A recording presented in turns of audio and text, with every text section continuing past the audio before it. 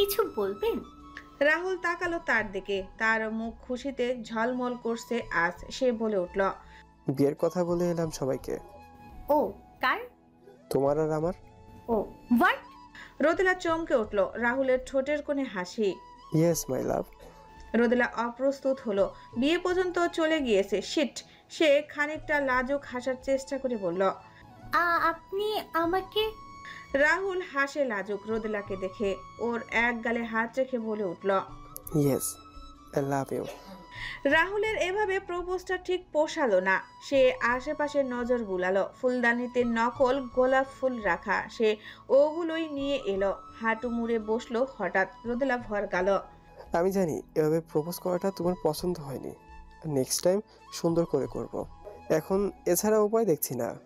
তুমি একমাত্র মেয়ে যে কিনা রেনান শাহরিয়ার রাহুলের মনকে বশ করতে পেরেছ। বলতে বাধা নেই, আমার হৃদয় তোমার নামে স্পন্দিত হয়। বেবি গার্ল, ভালোবাসি তোমাকে। রোদেলা মনে মনে বিজয়ী হাসি দিল, তবে বাহিরে লাজুক হেসে ফুলগুলো নিল। রাহুলের পাগলামি সীমাহীন। সে উঠে রোদেলাকে জড়িয়ে ধরল খুশিতে। রোদেলা মনে মনে আওড়ালো, ভালোবাসার জ্বালা আপনাকে এবার আমি বোঝাবো মিস্টার রেনান। চাঁদ আজ মেঘের আড়ালে লুকিয়ে। বৃষ্টি এই থামছে আবার এই পড়ছে। কুহু জানালার ধারে দাঁড়িয়ে উপভোগ করছে সেটা। বিদ্যুতের ঝলকানিতে ঘরটা আলোময় হলো। দূরে কোথাও বাস পড়ল বোধহয়। কুহুর সেসব খেয়াল নেই। সে এক হাত বাড়িয়ে দিয়ে ভেজাচ্ছে। রাইফা বাড়িতে আসার পরই ঠান্ডা লেগে গেছে। বৃষ্টির পানি গায়ে লাগলেই এর এমন হয়। তাও আজ সবার সাথে ভিজেছে, আনন্দও কম হয়নি। এখন কুহুর বিছানায় শুয়ে সে। হঠাৎ শব্দ করে কুহুর ফোন বেজে উঠল। কুহুর হুঁশ নেই, সে যেন গভীর কোনো ভাবনায় ডুবে। রাইফা নাক টেনে বলল, ফোন বাজছে তোর। আয় কুহু। ফোন বাজছে তো। রাইফা ঘুমে তলিয়ে যায় আবার। ঠান্ডার ঔষধ খেয়েছে সে। নাক লাল হয়ে গেছে মুছতে মুছতে। কুহু এগিয়ে এলো। ফোনটা হাতে নিতেই কপাল কুঁচকে আসে তার। পরক্ষণেই চোখের কোটর ভরে আসে। বি অক্ষরটা জলজল করছে। বাবা লিখে সেভ করতে পারেনি। কুহুর ভেতরটা ভেঙে কান্না আসছে আজ। ফোনটা বেজে কেটে গেল। আবার বেজে উঠল শব্দ করে। কুহু ফোন বন্ধ করে ফেলল। এরপর আবার জানালার ধারে গিয়ে দাঁড়ালো। বাহিরে তখন ঝড়ো হাওয়া বইছে। কুহু সেদিকে অনিমেষ চেয়ে রয়। মনে পড়ে যায় 5 বছর আগের কথা। কুহুর দাদি তমনা বেগম হঠাৎই অসুস্থ হয়ে পড়েন।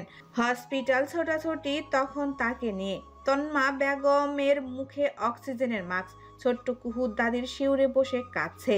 তন্মা বেগম বুঝিয়েছিলেন তার সময় শেষ হয়ে আসছে। তিনি কুহুর হাতটা নিজের কুঁচকে যাওয়া কাপা হাতের আগলে নিলেন। কুহুর কান্না থামলেও হেসকি তুলছে।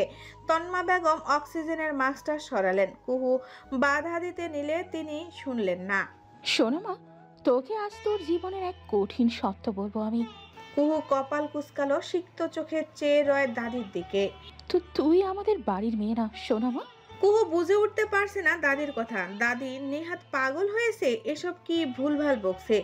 তখন কেবিনে প্রবেশ করলেন এক স্যুট বুট পরা লোক। কুহু চমকে তাকায় তার দিকে। পেছনে তার দুজন গার্ড। কুহু দাদির হাতটা শক্ত করে চেপে ধরে তন্মা বেগম মুচকি হাসলেন। এসো বাবা, ইনি তোর বাবা সোনা মা। সাকুয়াত আলম পাশে এসে দাঁড়ালেন। চোখ ছলছল তার। কুহু বুঝতে পারে না কিছু। সে কি সত্যি এ বাড়ির মেয়ে নয়? এতদিন যাদের আপন ভেবে এসেছে তারা কেউ নয় তার। সে মৃত বাবা মায়ের ছবি দেখে রোজ রাতে নালিশ করত ওর নামে। তারা তার আপন নয়। এই লোকটা তার বাবা। কুহু বাবাকে পাওয়ার খুশিতে হাসবে, নাকি যাদের এতগুলো বছর আপন ভেবেছে তারা তার কেউই নয় সেই কষ্টে কাঁদবে? বুঝতে পারল না। তবে সাকুয়াত আলম ঠিকই মেয়েকে জড়িয়ে ধরে কাঁদলেন। সাকুয়াত আলম জানালেন পুরো কাহিনী। তোমার দাদি 6 মাস আগে অ্যাপয়েন্টমেন্ট নিয়ে আমার সাথে দেখা করে।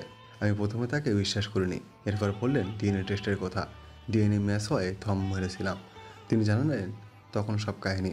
জমশেদ শেখ আর কোয়েল শেখ, অর্থাৎ তুমি যাদের বাবা মা বলে জানাও, অনেকগুলো বছর পর তাদের কলজুরের সন্তান আসার প্রদীপ জ্বলে বাচ্চা নিয়ে। তাই শখ ছিল অনেক। তবে তাদের সেই প্রদীপ নিভে যায়। মাঝরাতে লিভার পেইন উঠে তার। সন্তান জন্মের সময় নাকি কি একটা সমস্যা হয়, যে কোনো একজনকে বাঁচাতে পারবে এমন।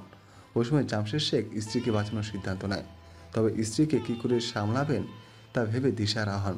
তুমিও ওই হসপিটালে হয়েছিলে। রাইমার লিভার পেন উঠেছিল মাঝরাতে, আমি বাসায় ছিলাম না। ওর দেখাশোনার জন্য রাখা মহিলাটা ওকে হসপিটালে নিয়ে যায়। ঠোঁট গোল করে শ্বাস ছাড়লেন তিনি, এরপর আবার বলতে লাগলেন, এক হারামি আমার স্ত্রী বাচ্চাকে মেরে ফেলার প্ল্যান করেছিল। তোমার মা বেঁচে না থাকলেও তুমি বেঁচে গিয়েছিলে। ওরা তোমাকে ওই রাতে রাস্তায় ফেলে এসেছিল, ভেবেছিল কুকুরশিয়াল মেরে ফেলবে। ভাগ্যের কি পরিহাস, তোমাকে নিয়ে যেতে দেখেছিল জামশেদ শেখ। ওই লোকগুলো যাওয়ার পর তোমাকে হসপিটালে নিয়ে যায় তিনি। তমনা বেগমকে সবটা জানাতেন, তিনি পরামর্শ দেন বাচ্চা বদলের। কোয়েল শেখকে যেন জানানো হয় যে তার বাচ্চা নেই। জামশেদ শেখও নিরুপায় ছিলেন, তাই কুহুর চোখ বেয়ে পানি গড়িয়ে পড়ল। ঠিক 3 দিন পর তমনা বেগম পৃথিবীর মোহ ত্যাগ করলেন। সাকওয়াত আলম মেয়েকে নিজের সাথে নিয়ে যাবেন, কুহু বাদ সাধল। মায়ের মৃত্যুর জন্য রাজনীতিকে দায়ী করল সে। ভুল কিছু সে করছে এমনটাও নয়, শর্ত দিল রাজনীতি ছাড়লে তার সাথে যাবে। সাকওয়াত আলম রাজি হলেন না। কুহু ছিল নাসরবান্দা, ব্যাস আর যায়নি সে। বাবা নামক ব্যক্তিটার আদর স্নেহ সরাসরি না পেলেও দূর থেকে যথেষ্ট করেন তিনি। কুহুর বুঝে সবটা। আজ যখন আহানাপের মুখে এসব শুনল, ভেতরটা ছিন্ন বিচ্ছিন্ন হলো তার বাবা এত খারাপ, রাজনীতিবিদরা ভালো হয় না, এটা কুহুর জানা। সে এসব ভাবছে না, সে ভাবছে আহানাপের বলা কথাগুলো। আহানাপ প্রতিশোধ নিবে, তার বাবাকে সে মেরে ফেলবে।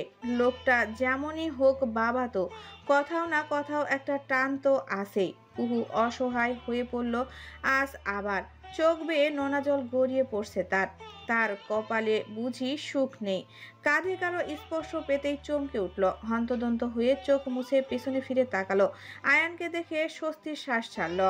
বৃষ্টির পানি আসছে তো ভিতরে, জানালা বন্ধ করছিস না কেন?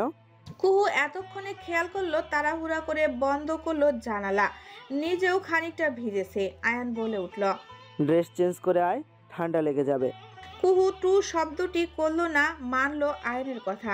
যেতে নিলে আয়ান বলে উঠল, কাঁদছিলি কেন?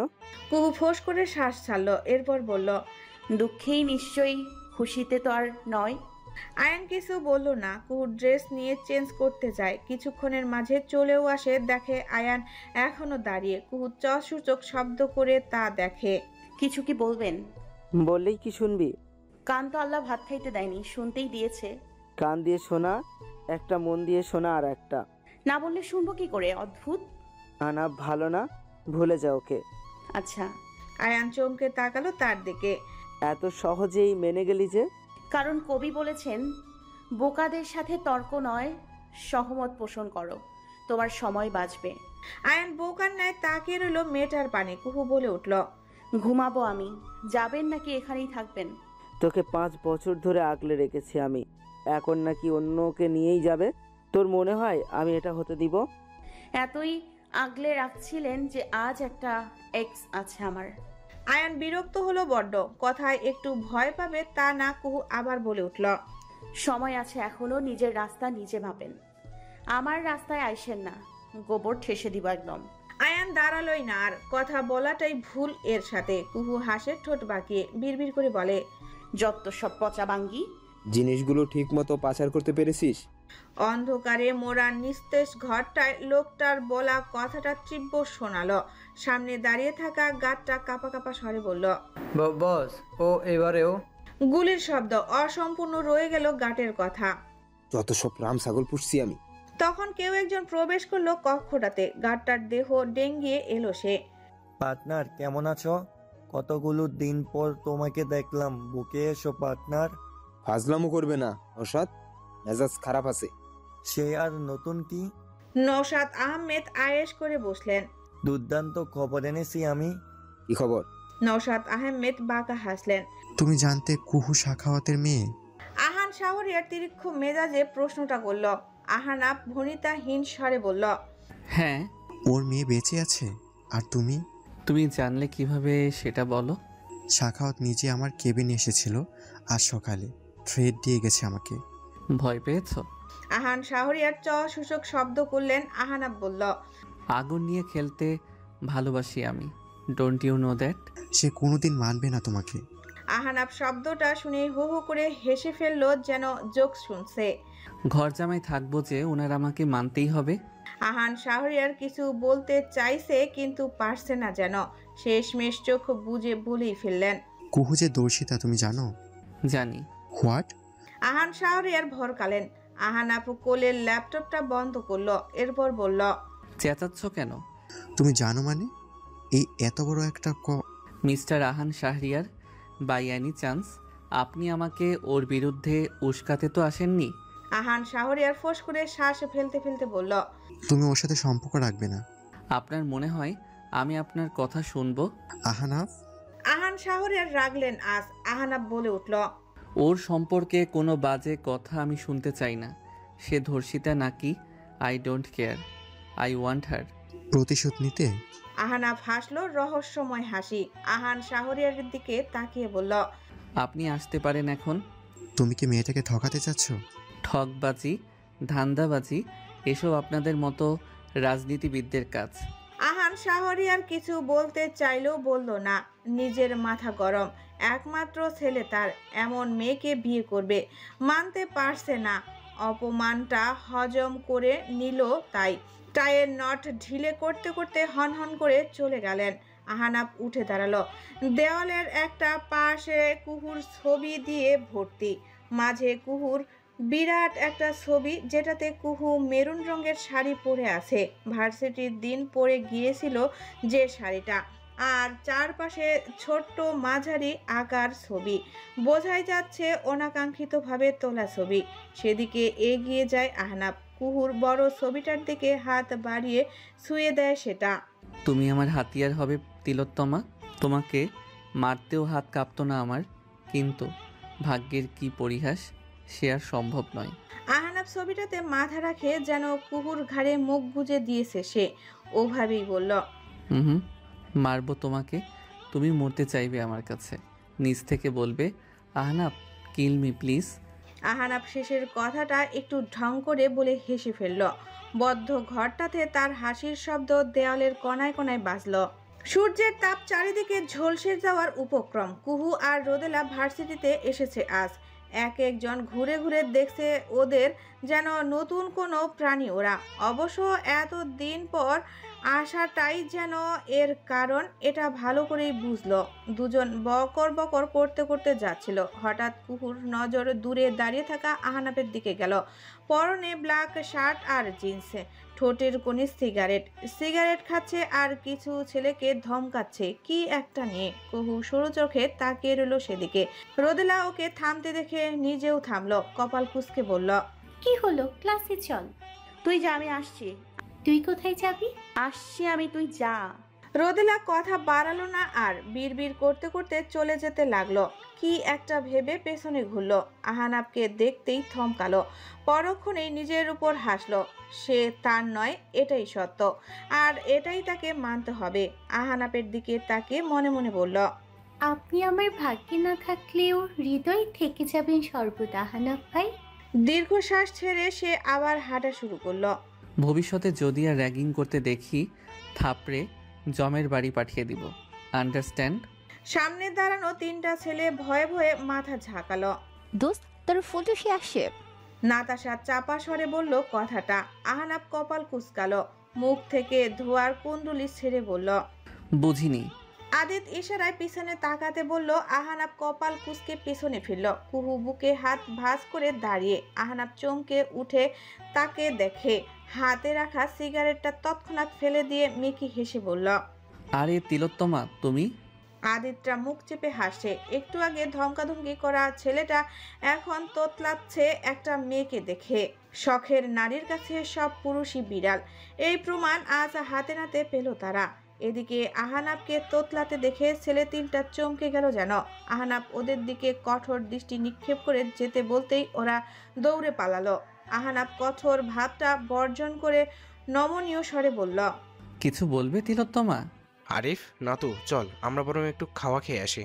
ওরা হেসে চলে গেল। আহনাব অপরাধীর মতো দাঁড়িয়ে রয়েছে। কুহুকে কিছু বলতে না দেখে সে নিচু স্বরে বলে উঠল, সরি।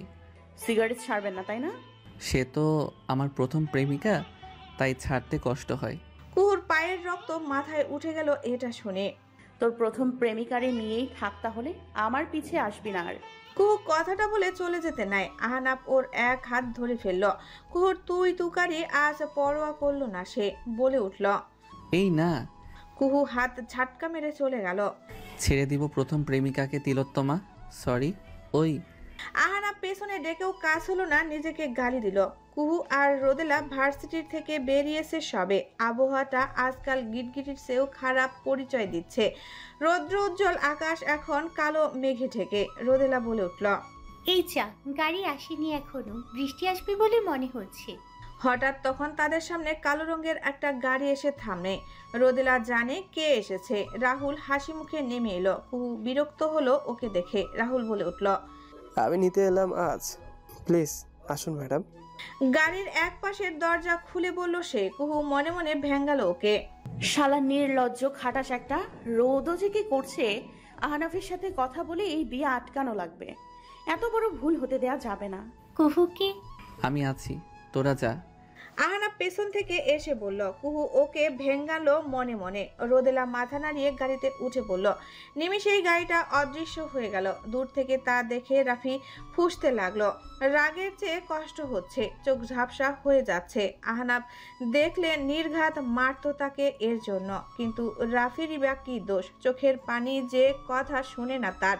রাফির চোখ মুছে বাড়ির উদ্দেশ্যে রওনা দিল। কুহু চলে যেতে নিলে আহনাফ ওর হাত ধরে ফেলল। তিলোত্তমা লিসেন। হাত ছাড়ুন। শোনো তো। কুহু আবার ঝাটকা মেরে হাত ছাড়িয়ে নেয়। আহনাফ দুদিকে ঘাড় বাঁকিয়ে দ্রুত কদমে গিয়ে ওকে কাঁধে তুলে নিল। কুহু আতঙ্কিত হয়ে বলল, আরে বড্ড ঘাড়তেরা তুমি, কথা শোনো না আমার। আহনাফ ওকে কাঁধে নিয়ে নিজের বাইকের কাছে গেল। আজ গাড়ি আনেনি সে, বাইক নিয়ে এসেছিল। বাইকের সামনে এসে ওকে নামালো। রাস্তার মানুষ ওদের দিকেই তাকিয়ে। এতদিন সবাই সন্দেহ করত, আজ যেন নিশ্চিত হলো। হইচই পড়ে গেল। কুহুকে হিংসা হতে লাগলো মেয়েগুলোর। আহনাফের এদিকে খেয়াল নেই। কুহুকে বাইকে বসিয়ে নিজে বসলো। বাইক স্টার্ট দিয়ে সবার নাকের ডোকা দিয়ে চলে গেল তারা। কুহু না চাইতেও আহনাফের কাঁধে হাত রেখেছে। আহনাফ অন্য রাস্তায় মোড় নিতেই সে চেঁচিয়ে উঠল, এইদিকে কোথায় যাচ্ছেন? আহনাফ উত্তর দেয় না। ঠোঁটের কোণে অদ্ভুত এক হাসি তার। জীবনের মোড় ঘুরবে আজ। এদিকে কুহু চেঁচাচ্ছে। আহনাফ মজা করে বলে উঠল, তোমার বিক্রি করে দিতে যাচ্ছি, যা জ্বালাচ্ছ। কুহুর ভেতরটা কেমন যেন করে উঠল। অতীতের ঘটনাগুলো মাথায় হানা দিতে লাগলো। পরক্ষণে মাথা ঝাঁকালো। আহনাফ এমন নয়।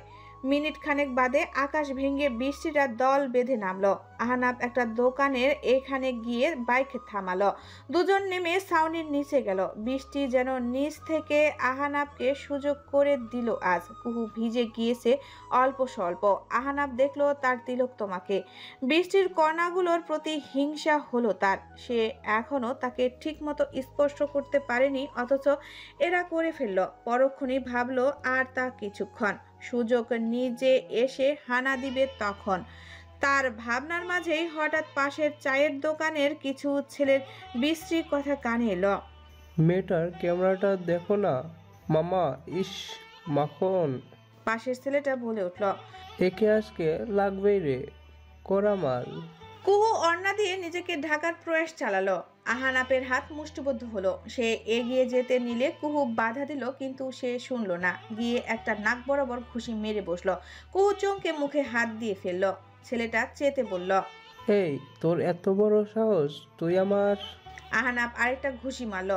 পাশের ছেলেগুলো উঠে দাঁড়ালো। এবার আহনাফ বলে উঠল, তোদের সাহস কি করে হয় ওর দিকে বাজে নজর দেওয়ার? আহনাফ আরেকটা ঘুষি মারলো। পাশের ছেলেগুলো হঠাৎ ছুরি বের করলো। আহনাফ বাঁকা হাসে।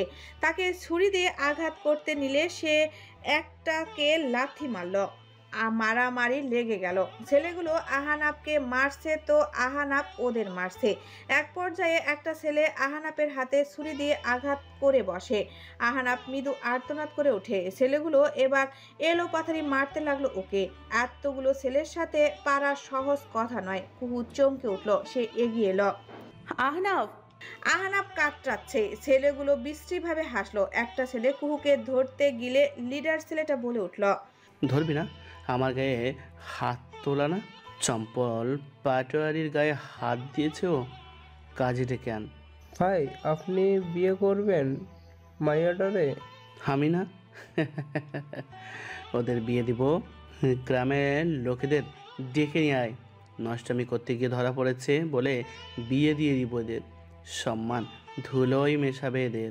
জীবন্ত কবর দিব তোদের। কি বললি? এই তোরা দাঁড়িয়ে আছিস কেন? যা বললাম তাই কর।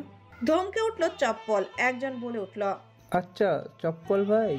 সে ছেলেটার গালে থাপ্পড় মারল জোরে। তোর বাপ চম্পল শালা। চম্পল পাটোয়ারির আমি। যা এখন। চম্পল ধমকে উঠল। ছেলেটা গালে হাত দিয়ে চলে গেল। কুহু ভয় পেল। সে বলে উঠল, পাঠার বাড়ি সাহেব আপনি একবার এই কি পাটার বাড়ি? পাটার বাড়ি কেটা? চম্পল এক ভ্রু উঁচু করে জিজ্ঞাসা করলো। কুহু মিনমিন করে বলল, আপনার নাম না বললেন একটু আগে। চম্পল হঠাৎ এক হাত উঁচু করে গোল গোল করে ঘুরতে লাগলো। কুহু ভয়ে সরে দাঁড়ালো। এমন করে কেন? মির্গি রোগ আছে নাকি? আহানাপের নিচে শুয়ে শুয়ে সিনেমা দেখছে যেন। কপাল কেটেছে তার, হাত থেকে রক্ত পড়ছে, তবে সেদিকে হুঁশ নেই তার। চম্পল ঘোড়া থামিয়ে চেঁচিয়ে বলল, পাটোয়ারি, চম্পল পাটোয়ারি। কুহু কানে হাত দিয়ে ফেললো চেঁচানোর স্বর শুনে। হঠাৎ তখন কিছু লোক হাজির হলো, ছি ছি করতে লাগলো। কুহু বুঝে উঠতে পারছে না যে এমন কি করছে তারা। ভালো জায়গায় ফেসেছে শুধু এটাই বুঝলো। আহানাপ কেন যে এদিকে আসতে গেল? মার খাওয়াটার দরকার ছিল ওর। মেজাজ খারাপ হচ্ছে কুহুর। তখন হঠাৎ ছেলেগুলো কাজে নিয়ে হাজির হলো। এত তাড়াতাড়ি এত কিছু কিভাবে করলো বুঝতে পারলো না কুহু। কাকতালীয় না পরিকল্পনা? তবে কাজীকে দেখে কুহু আকাশ থেকে পড়লো। এ তো সেই লোক যে রোদকে বিস্কিট চুরির অপরাধে ধরতে এসেছিল। এই লোক কাজী হলো কবে? কুহু হতবিলম্ব স্বরে বলে উঠল, এই আপনি না পুলিশ? ভদ্রলোক তবদা খেলেন ওদের দেখে।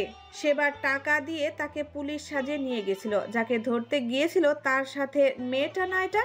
একটা শুকনো ঢোক গিললেন। এরপর মিকি হেসে বললেন, এক চাকরি দিয়ে কি আর সংসার চলে মা? তাই কাজী হিসাবে পার্ট টাইম জব করি আর কি। হ্যাঁ এ চাচা কথা কম, নষ্টামি করতে গিয়ে ধরা পড়েছে এটা। এক্ষুনি বিয়া দিয়া দেন। ভদ্রলোক রক্তাক্ত আহানাপের দিকে তাকালো। সবাই সি সি করছে কি দেখে এটাই বুঝছে না সে।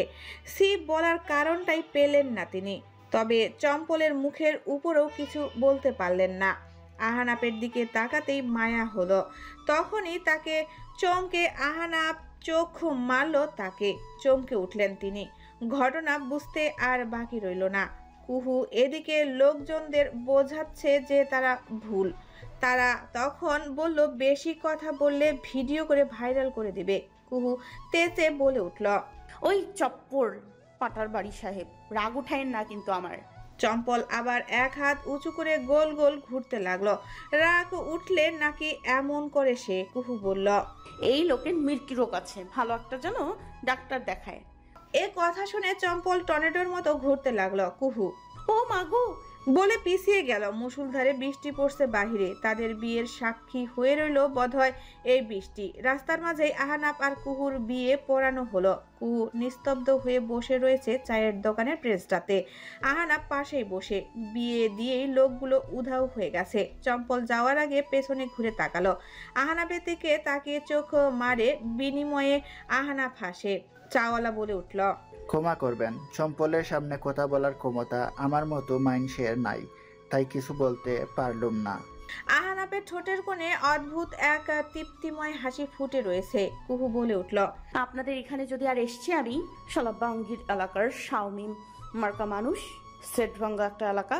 আহানাপ কুহুর মুখ চেপে ধরে ওকে টেনে নিয়ে এলো ওখান থেকে। এই মেয়ের কথার মানে বুঝলে চাওয়ালা উল্টো চাপাতি দৌড়ানি দিবে দেখা যাবে। কুহুর হাত ছাড়িয়ে নিল। মুখ ধরলেন কেন? বেশ করেছি যা বলেছি।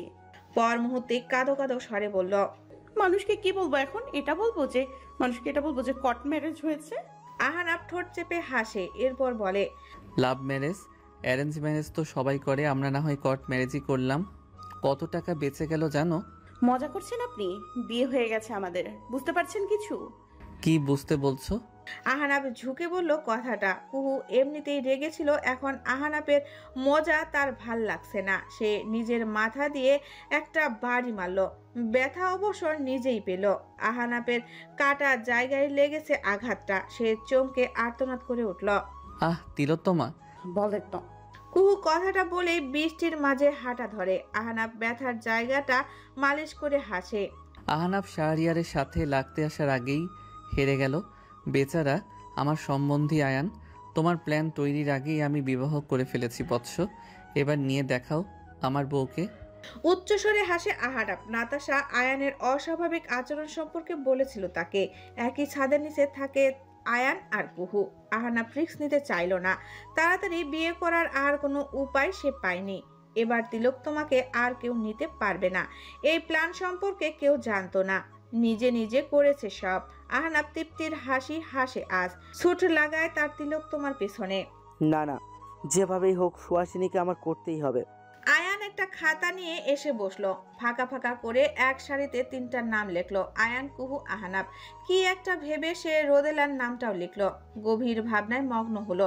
রোদেলা আহানাপকে পছন্দ করে, এটা নাতাশা জানিয়েছে।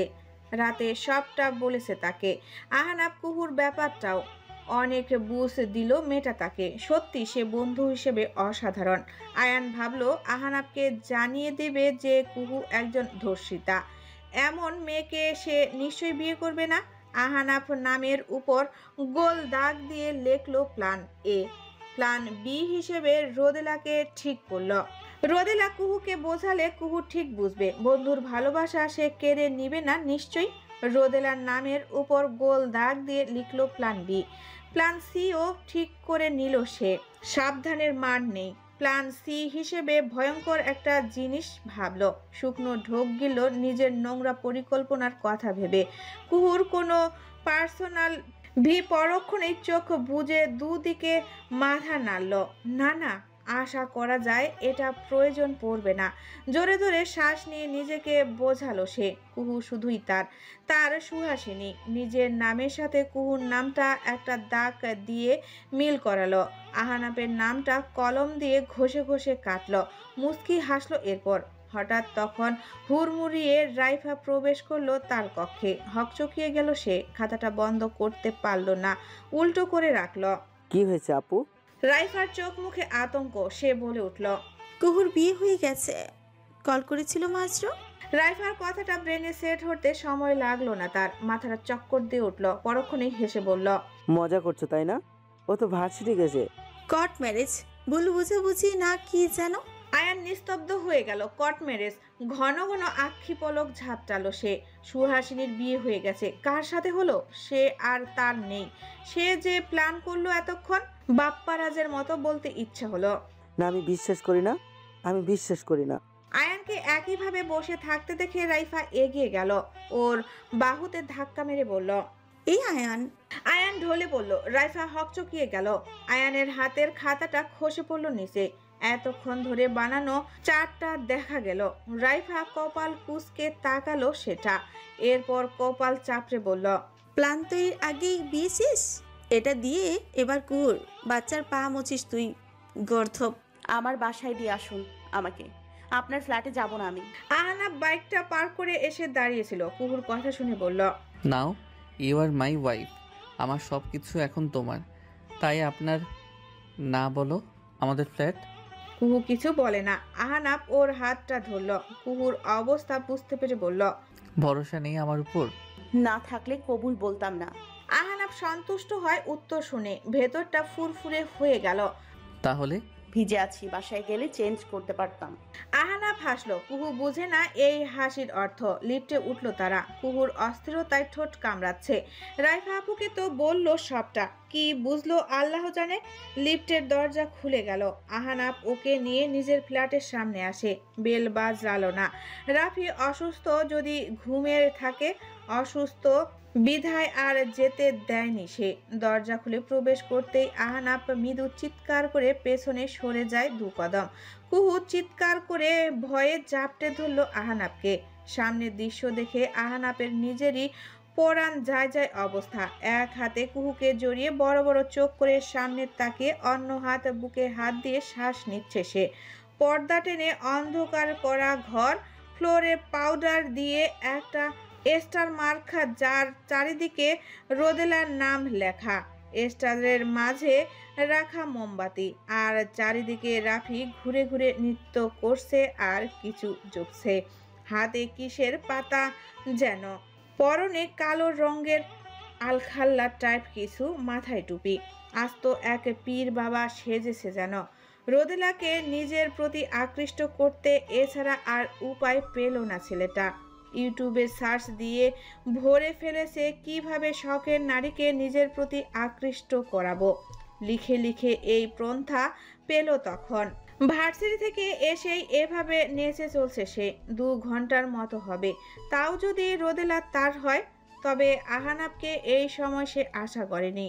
সে তো বলেছিল আসতে দেরি হবে আর সারপ্রাইজ নিয়ে আসবে একটা। কুহু ছিল তার মানে সেই সারপ্রাইজ। শুধু ভাই দেখলেই একটা কথা ছিল, এখন যে ভাবিও দেখে নিল। হাতের পাতাগুলোও পড়ে গেল তার। ভয়ের চেয়ে লজ্জা পেয়েছে। আল্লাহ, মাটি ফাঁক হয় না কেন? রাফি কি করবে বুঝতে না পেরে খ্যাক খ্যাক করে হাসতে লাগলো। কুহু এতে আরো ভয় পেল। ভয়ে আহানাবকে আরো শক্ত করে জড়িয়ে ধরলো। রাফি হঠাৎ ঘুরে ঘুরে নাচতে নাচতে বলল, ভাবি ডর গেই, ভাবি ডর গেই।